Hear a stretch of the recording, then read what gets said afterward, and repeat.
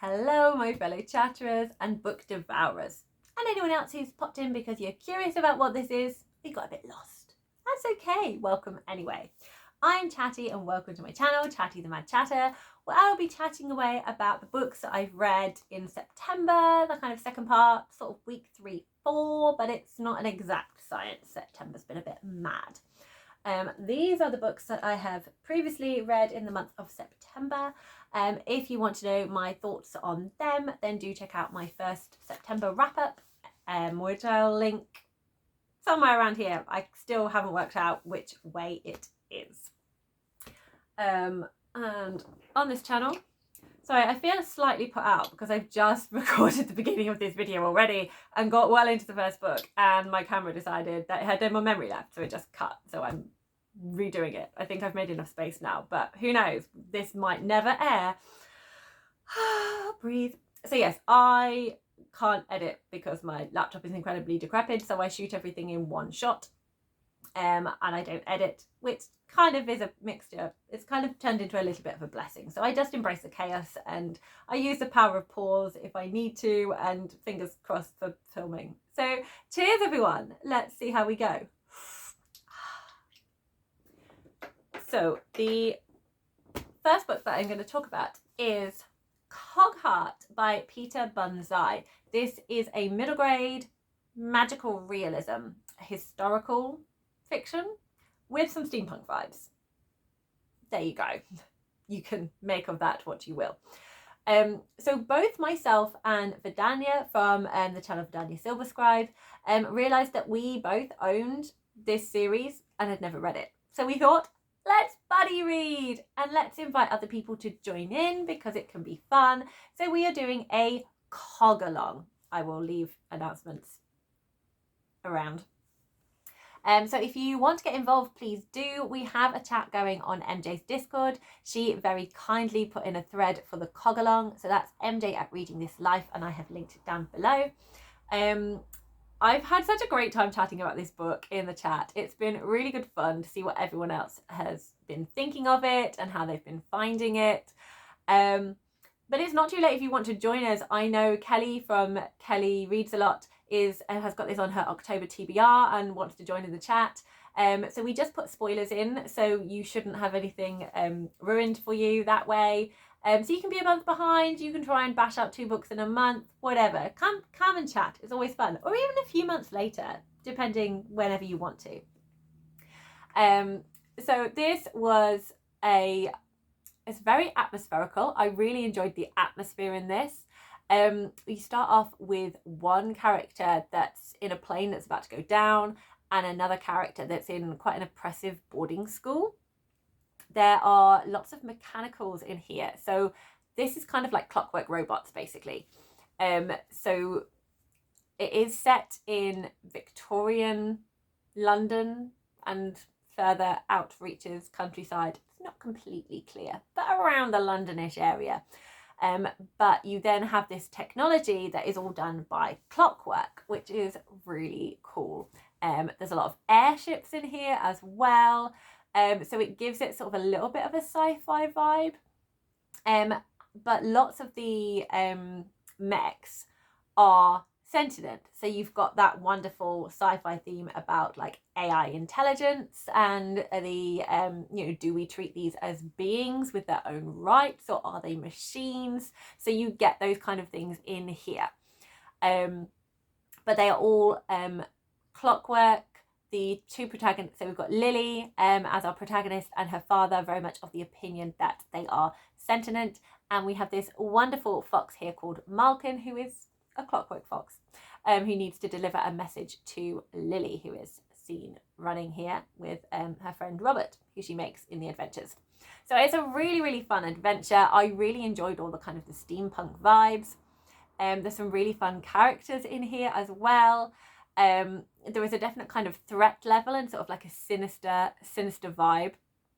Having read a lot of middle grade and a lot of books, I did guess about a certain things in the plot, in terms of who would be pulling all the strings, shall we say. But there was a twist in here that I did not see coming that was really fun, and then that's when we got into sort of a little bit of a Penny Dreadful sort of vibe. So Lily really enjoys reading Penny Dreadfuls. We meet another character who has a connection to those as well, so that was a really kind of fun feeling to it too. There was a couple of things where the characters, I enjoyed them and was having fun with them, but sometimes like the emotion was just, it didn't quite hit for me how I was hoping it to. I didn't quite have like the emotional impact that I wanted to have at certain points, and I'm not sure why that was. It might just be a writer-reader kind of mismatch, I don't know. But I really enjoyed the plot, I enjoyed the characters, I love the world and the atmosphere, and I'm really excited to kind of keep reading and find out where this takes them from here, and I want to spend more time in this world. There were certain themes that were just kind of teetering on the edge of being a little bit heavy-handed at kind of trying to ram home these concepts about, guilt and love and doing the right thing and what people deserve in life. They just kind of teetered on the edge for me, and I was very pleased that it was kind of reined in and didn't go too over the top. But I also understand that this is a middle grade, and it's been written for a middle grade audience, and I am an adult reading a middle grade and looking at it with an adult lens. So I am aware of all that whilst I'm reading it. The end was very action-packed, which I think younger readers will really enjoy. And I think as an adult, it sometimes felt a little bit like things were overcome a little bit too easily. But you have to suspend your disbelief, and I definitely think children will have a great time with this adventure. There was character growth in here, and we saw characters go through them, but it didn't it's not the best ones that I've encountered. It just felt a little bit stilted and a little bit like you could see that this was for character growth, or like we need to focus on character growth here rather than it kind of happening more organically. And there were a couple of things where I wanted to shake my finger at some of the characters and be like, have you thought about what you're saying? Is that a sensible thing? And whilst I appreciate that people will have feelings and irrational emotions and they're reacting to big stuff that's going on, because there are some traumatic things that happen to these characters in here. There's a lot of death and grief and those things kind of being explored, and fear. And this is not what they expected. Like, everyone dreams of adventure, but when you're actually in the middle of an adventure, then it becomes a bit concerning. But there was a couple of things that both Robert and Malcolm said to Lily that I felt was a bit harsh, and not the right time to be delving into those. And it felt very much like, just think about your choices right here, right now. And one of them was dealt with, one of them wasn't. But that is a small thing that I just needed to, it bothered me. I very much like Lily, and I didn't enjoy some of those moments. But my favourite characters are Mrs. Rust, who is a mech. I love Mrs. Rust. And all the mechs in here, they were great fun, sort of like the mech servants, and they were just very delightful. And I also enjoyed the woman whose name I can't remember. There's an adult character in here who was very lovely, and I can't recall her name. Anna Quinn. I very much enjoyed the character of Anna Quinn in this book. And I am very much looking forward to continuing all of this and enjoying all the chat with Vadania with the second book, which is Moonlocket. So that is this one. And then I have sad time. I DNF the Silmarillion. I really wanted to read this. I love J.R. Tolkien's The Lord of the Rings. it's brilliant. I love the writing. I love the storytelling. I love it all. So I was very keen to read the Silmarillion. I was aware it was more about the lore and the mythology, and it wasn't like here's some characters you can get an emotional connection to and then read about. So I was kind of more aware it was going to be looking at the land and how things came to be. So I was like, that's fine, I can pace through this. It turns out I can't.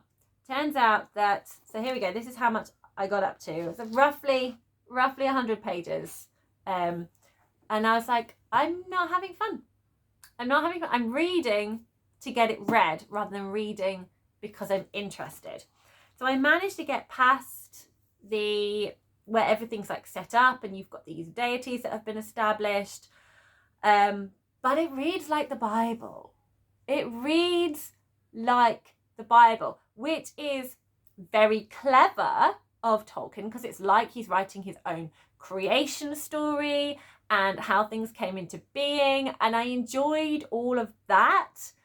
But you know, it's quite hard to get into, and I'm sure the language was very beautiful. But when I've got other books that I'm desperate to read and characters that I care about, it feels a little bit like, why am I spending time trying to get through this when it's not gripping me? So I was like, I think we're going to call it quits, because I just realised that I didn't care.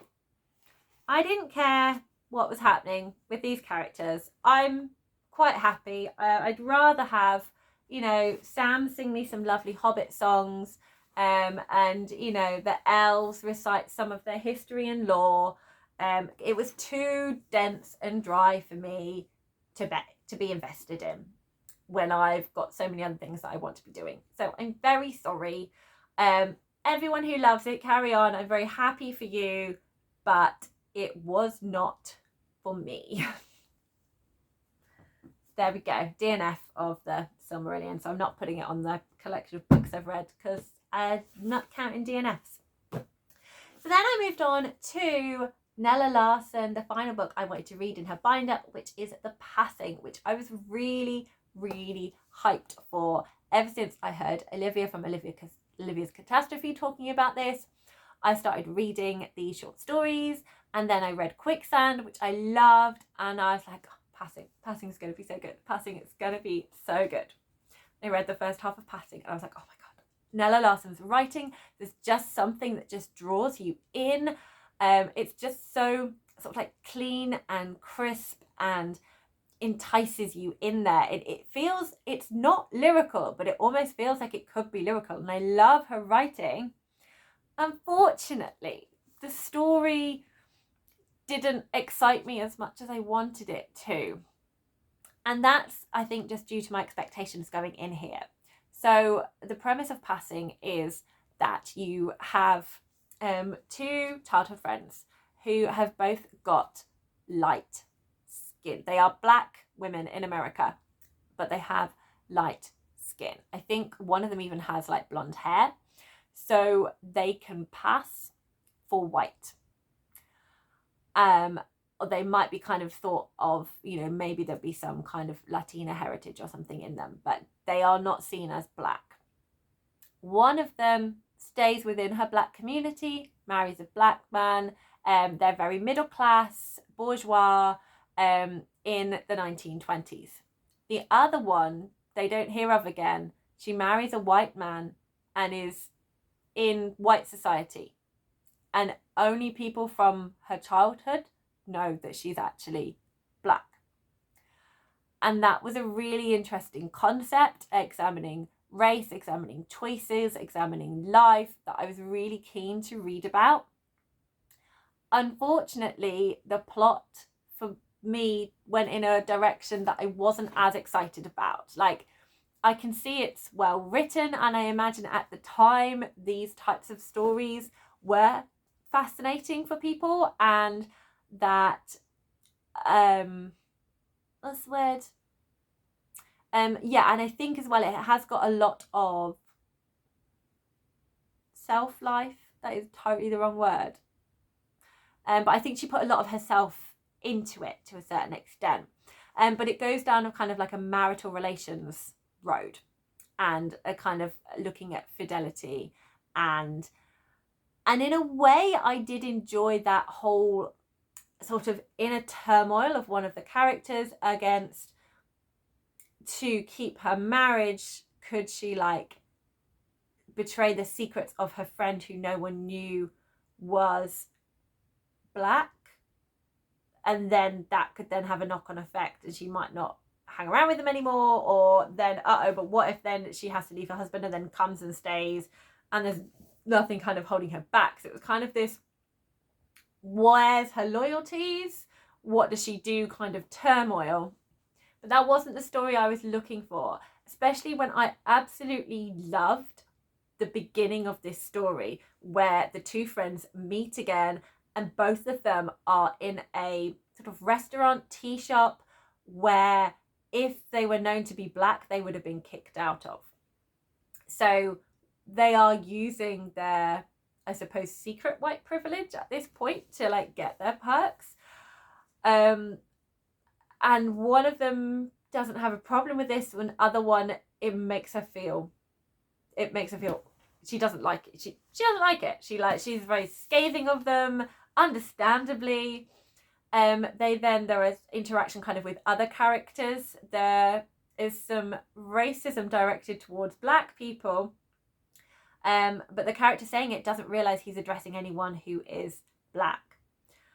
So that was really interesting, and I loved singing. There was a character you thought would react differently to what they did, and that was really fascinating, and I very much enjoyed this feeling of sisterhood, and like against this bigoted white man, but that's not the direction the story went in. So I think because I was expecting one thing and got something else, I didn't love it as much as I wanted to.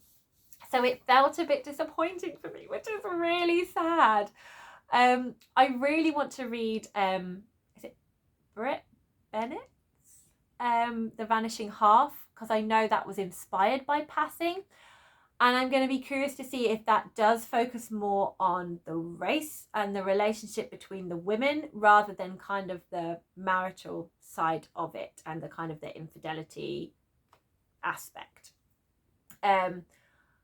So it was such a shame, but I do love Nella Larson's writing, and when I finished I kind of read the foreword again and kind of the notes about her life, and I feel so sad. She tried to put forward more stories, but they were never published. Like, they were rejected, and I was like, I would definitely want to read more of her because I just love her voice. Like, her voice is, I just want to eat it up. So I love the first part of Passing, but I just didn't love the second. So I might just reread the first part and just ignore the second.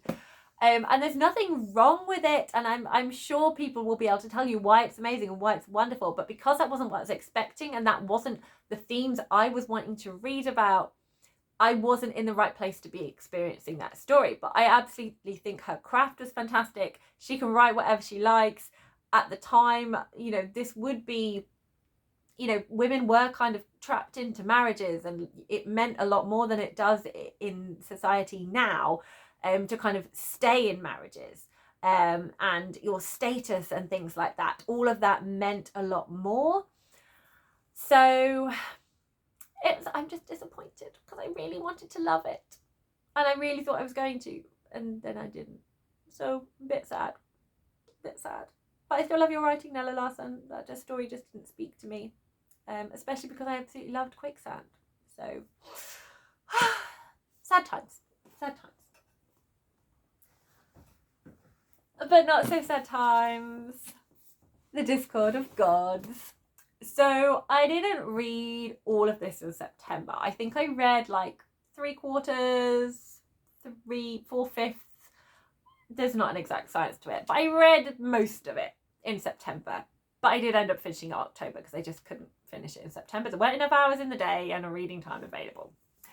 So this is the final book in the epic fantasy Chorus of Dragons by Jen Lyons. If you are a fantasy reader, you have not heard of this fantasy, what are you doing? Go and find out about it. It's incredible.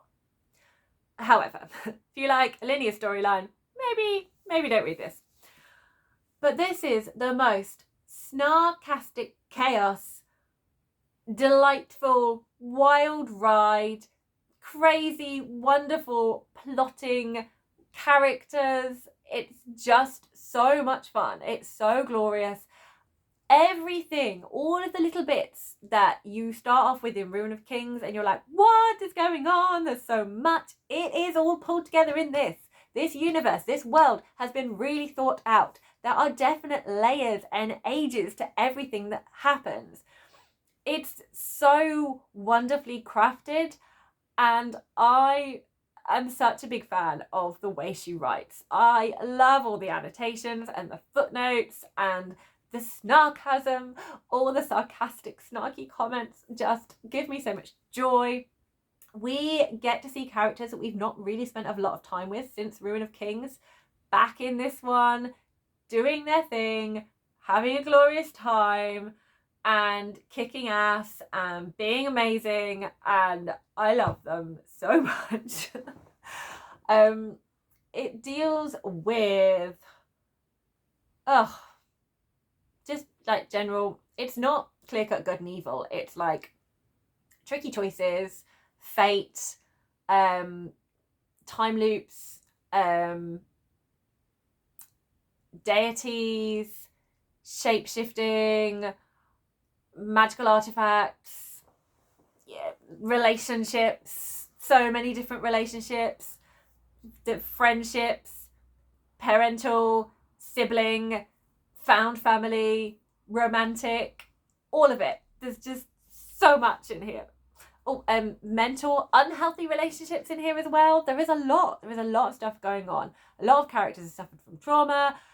They're having to deal with things and kind of get back to themselves, and just everything. It was everything that I needed it to be, and I will definitely be rereading this series. And I could talk about it all day, and I absolutely be wanting what terrible English am I trying to say? I am absolutely wanting to do a closer look at this series as a whole. I definitely want to do that video. I just need to find time to organise all my thoughts, because it's chaos. It's wonderful chaos. No one knows what's going on, and it's amazing, and you're just here for the ride, and it's delightful, and the characters are amazing. I need to stop talking because I can't tell you specifics, so I'm just making general sweeping statements. But I think it's clear to say I love this book. I think it's clear to say I love this so much. Yes, I do. I do love it so much. So I'm just going to sit and hug it like this. So yeah. So although I didn't finish it in September, I read most of it in September. It was a brilliant book to end September on, and it's definitely a book that will give you book hangover. But do not worry, my friends, I have developed the perfect recipe for coming out of book hangover. So I'm going to be fine with my reading. So yes, that is the wrap up of what I have read this month.